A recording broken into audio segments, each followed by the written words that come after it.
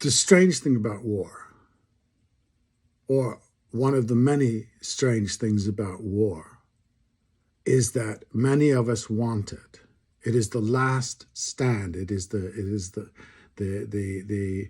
final alternative. It is the matching up, the standing up and defying. We don't have to like it to want it. We will cry about it. We'll roll our eyes and say, oh, well, even march against it, depending on whom is being bombed. But many of us will say and believe that there is a community or several out there who threatens me and you, hates me and you, and plans our deaths over breakfast, and against whom we must defend ourselves preemptively, ideally. We must defend our ways of life. We must defend our freedoms. We must defend the freedoms of our friends, etc., etc. And the only way to do that is by going to war against this implacable enemy of all of that.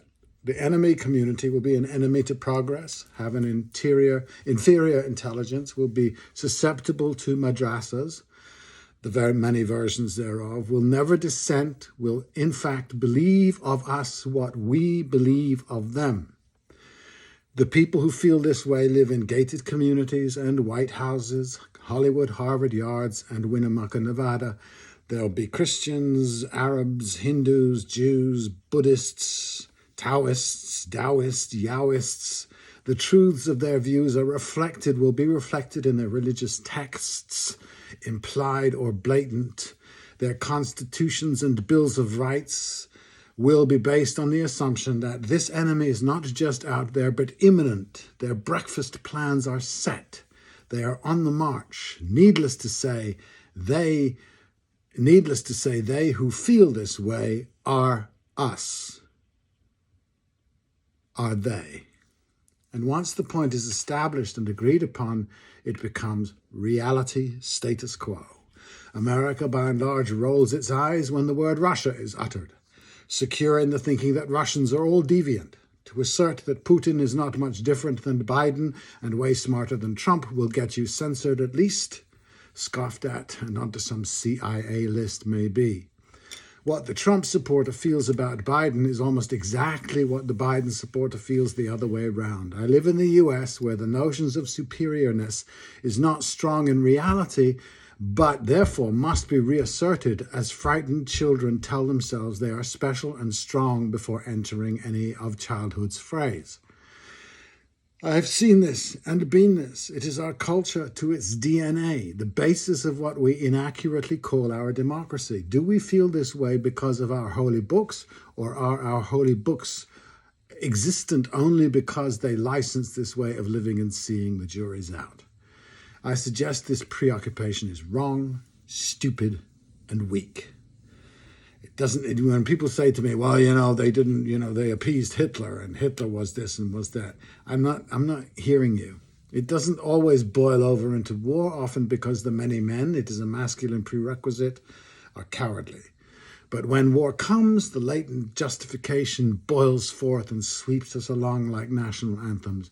While we criticize Israel, do we forget the unanimous response to 9/11? Oh yes, we do.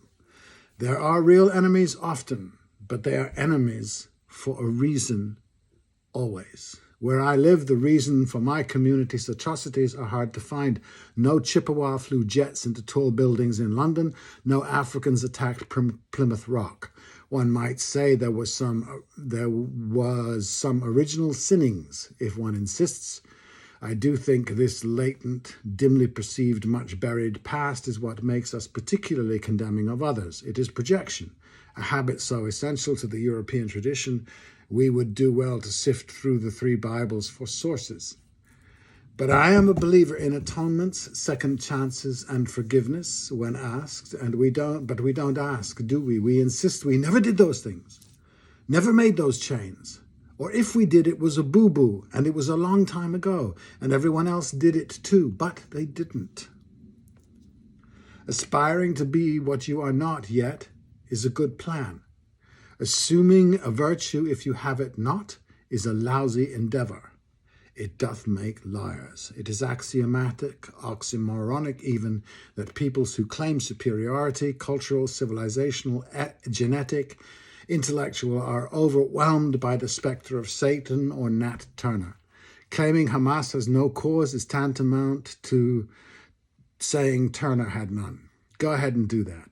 Every British journalist who caveats the undeniable atrocities committed by Hamas is, well, British. Psychology again. Why does a people or a society need guiltily to imagine they are unique when it follows that the unprovable fantasy, the lying to the self, will make them homicidal? My own British brother says that the evidence of oppressed peoples breaking out from the Esseni to the Jews against Rome, Crazy Horse, the IRA, has no bearing for him. Well, those who ignore the lessons of history tend supremacist, don't they? There is no moral equivalence, says Anderson Cooper. Ring that bell again. I can only see this one way round, a perversion of the golden rule. Assume others want to do unto you what you secretly want to do unto them, but won't tell anybody. I assume that everyone I encounter is my friend. I'm wrong, of course, but it doesn't change my mind. My race and accent makes me justifiably hateable, but with very rare exceptions, I have very rarely been threatened by people outside my tribe. It is an intra-tribal habit, this animosity between us boys. Very often, in my experience, crushes that go awry.